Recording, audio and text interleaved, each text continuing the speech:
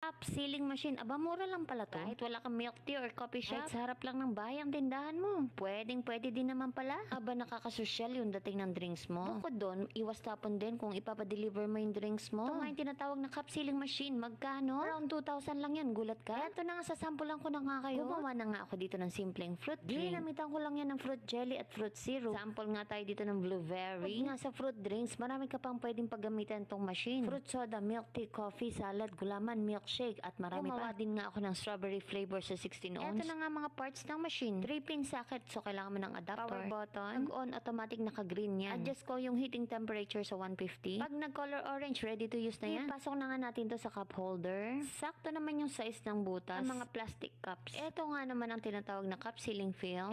Itong design na to, kailangan mo lang naman isakto dun sa butas ng cup holder. May guide or aligner dyan, susundan mo na lang. At binaba ko na nga tong manual pull rod. Count lang tayo dito ng 1 to 10. Medyo kailangan mo din lang talaga aral-aralin. Tingnan nga natin kung sakto yung design ng film sa butas ng cup holder. Oha, ang galing ko talaga, sakto.